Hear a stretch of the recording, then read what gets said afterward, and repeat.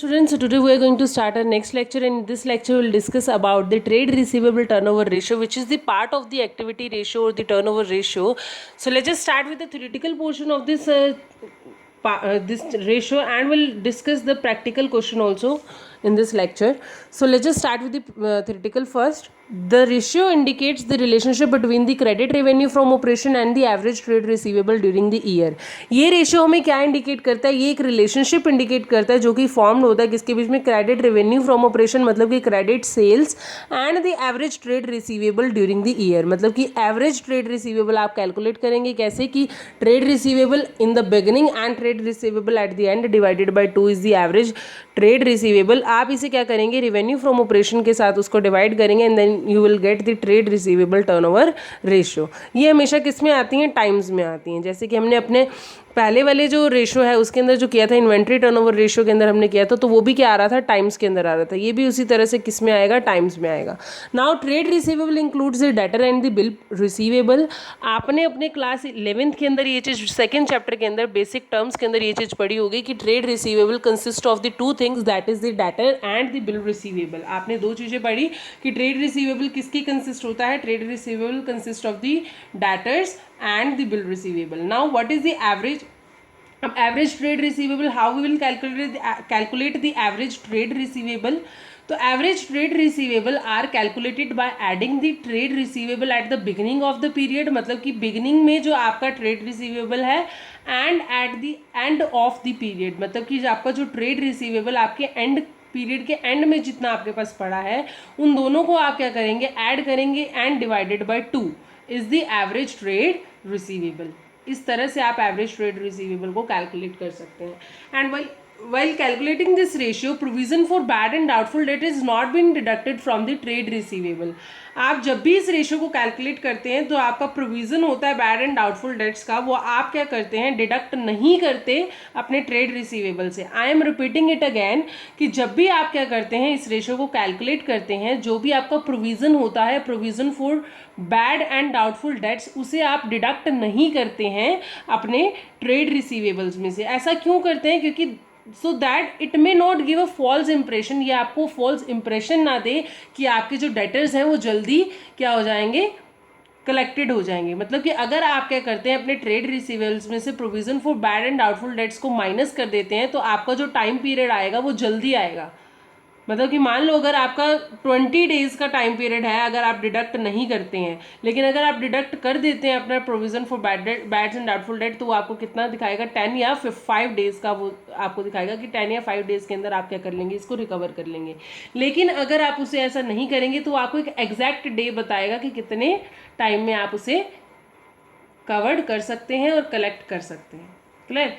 Now we'll discuss about the objectives and the significance. Objective और significance क्या है इस रेशियो के?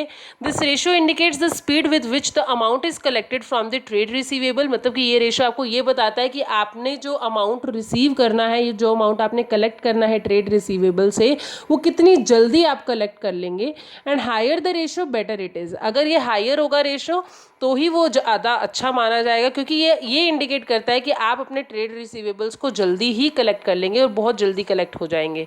और ये क्या करता है कि आपकी फर्म की जो लिक्विडिटी है उसको भी इंक्रीज करता है. अगर ये रेशियो क्या है? ज़्यादा है, हायर है, the more quickly the trade receivable page, मतलब कि आपके जो ट्रेड रिसीवेबल हैं वो जितनी जल्दी आपको पेमेंट करेंगे, the less risk from the bad debts, मतलब कि उतना ही जो रिस्क होगा बैड डेट्स का वो क्या हो जाएगा?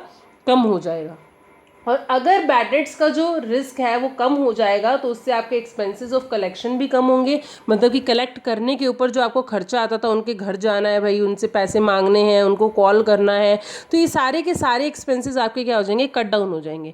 अगर ये एक्सपेंसेस कट डाउन हो जाएंगे तो ये क्या होगा? आपकी लिक्विडिटी को, फर्म की लिक्विडिटी को भी इंक्रीज करेगा, क्योंकि उस टाइम के ऊपर आपके पास पैसा भी क्या होगा? ज़्यादा होगा.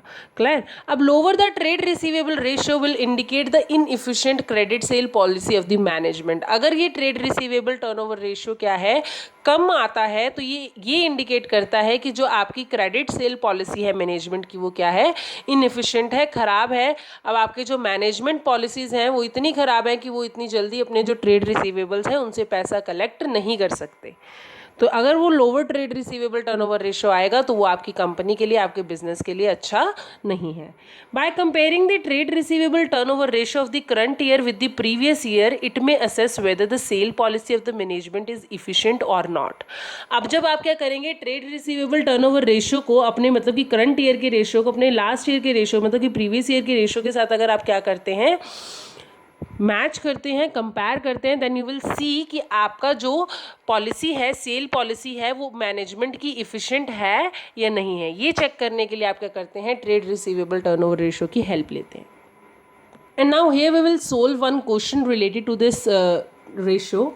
So calculate the trade receivable turnover ratio, and here the data is given to us is the total revenue from the operation is 2 lakh and the cash revenue from the operation is 40,000, trade receivable at the beginning of the year and trade receivable at the end of the year. ये सारी चीज़ें हमें दे रखी हैं और हमें क्या करना है, ट्रेड रिसीवेबल और टर्नओवर रेशियो को कैलकुलेट करना है. That how will calculate the trade receivable and turnover ratio. According to the formula we need the credit revenue from operation.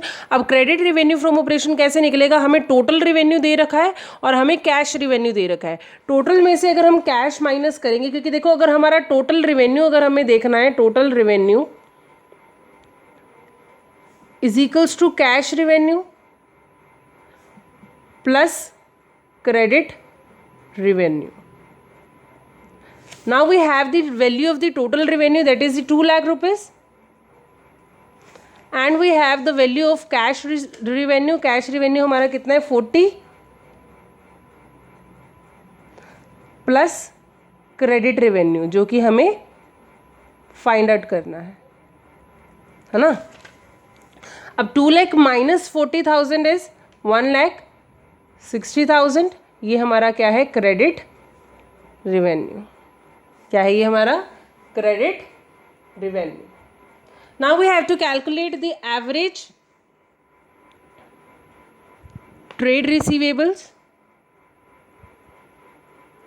For calculating the average trade receivable, we want the opening trade receivable, मतलब कि trade receivable in the beginning plus closing trade receivable at the end divided by 2. So the opening trade receivable at the beginning is 20,000 and at the end is 60,000. Divided by 2. Now 20,000 plus 60,000 is 80,000 divided by 2. So the average trade receivable is 40,000, and according to the formula we want these two values. So we will divide 1,60,000 divided by 40 for trade receivable turnover ratio. So the value, so the amount, time is 4 times. This is how we calculate the trade receivable turnover ratio according to the given data. Thank you so much, Raj.